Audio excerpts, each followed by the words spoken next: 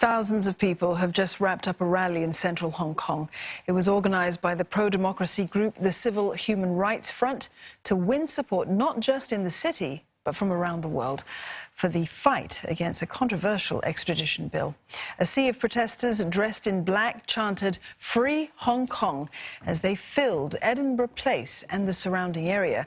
The rally started at 8 p.m. and went on twice as long as the planned 1 hour. Organisers addressed the crowd in different languages, including Cantonese, English, French, Spanish and Japanese. The activists are hoping to draw international attention to their cause and ramp up pressure on Chief Executive Carrie Lam's government ahead of the G20 summit this week.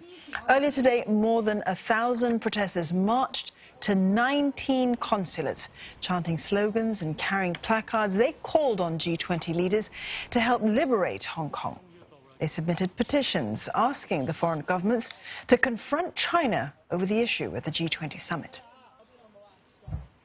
Because I think that Hong Kong is an international city, which the extradition bill to China will affect the benefits of different countries. That's why this is necessary for the other countries or overseas people to pay attention to this extradition bill.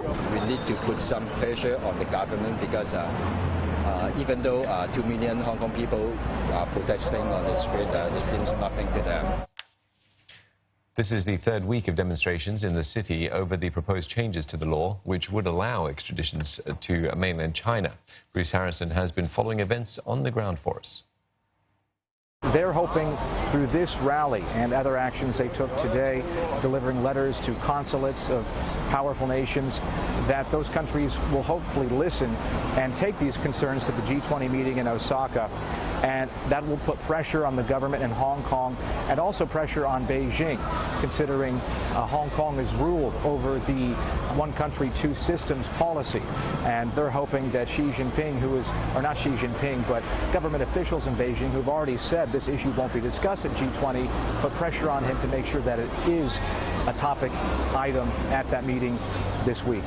We did see just recently this week that in response to some of the human rights concerns based on the violence between police and protesters on June 12th, that Great Britain has said that it is going to suspend export licenses for riot control gear to Hong Kong.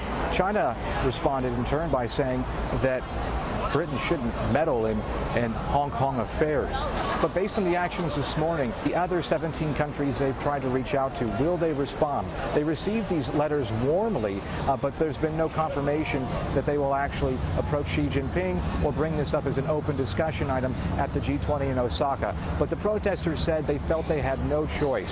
They're not getting heard by the Hong Kong government over their demands, scrap the extradition bill, a full inquiry into police violence, so they believed reaching beyond their borders was the only option they had.